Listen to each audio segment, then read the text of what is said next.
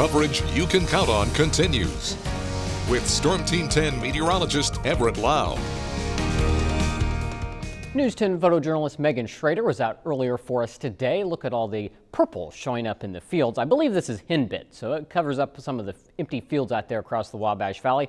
Some say it's a sign of a warm winter and an early spring, which we definitely had a warmer winter across the Wabash Valley. So may consider those weeds, but they definitely look pretty and add a little color here as everything starts to green up across the Wabash Valley. So a nice sight there, and our weather highlight tonight is going to be that the sunshine is going to continue as we get into the work week. We're expecting another stretch of sunny days with highs climbing into the 60s and the 70s. We're going to still have some seasonably chilly nights, lows dropping down into the upper 30s to around 40. But that's pretty typical for this time of year. So all in all, a really nice stretch of spring-like weather headed our way.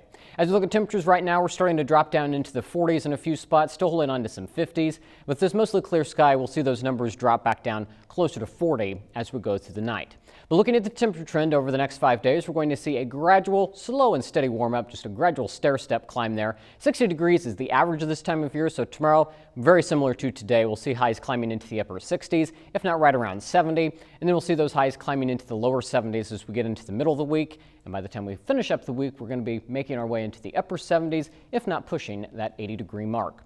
But the one downside to this forecast, since everything's starting to warm up, we have trees blooming, so that's added our pollen counts up into the high category. So any allergy sufferers, that's the one downside to this nice sunny weather without any rain in the atmosphere. Not going to be flushing away any of that pollen. So going to be a bad week for any allergy sufferers across the Wabash Valley.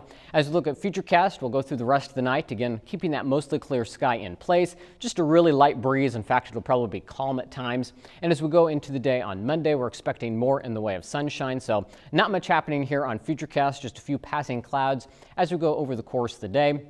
Go to tomorrow night, once again expecting a mostly clear sky. Not quite as cold tomorrow night with temperatures only dropping down into the middle 40s. But as we advance Futurecast over into Tuesday morning, here's 8 o'clock. Once again, another day with more sunshine, so another mostly sunny day with those temperatures climbing into the lower 70s. So the quiet weather is really going to continue over the course of the week. Not much to talk about in the weather world, which after all the weather we've had over the past week, it's quite all right. So tonight dropping down to 39 for the low under the mostly clear sky. Again, that east-southeast breeze at about 3 to 6 miles per hour. And then tomorrow we'll see those highs climbing into the upper 60s. Pretty much a copy and paste forecast from today. We'll see the wind out of the south-southeast at about 5 to 7 miles per hour. Not quite as cold tomorrow night. Still chilly with temperatures dropping down into the middle 40s under a mostly clear sky.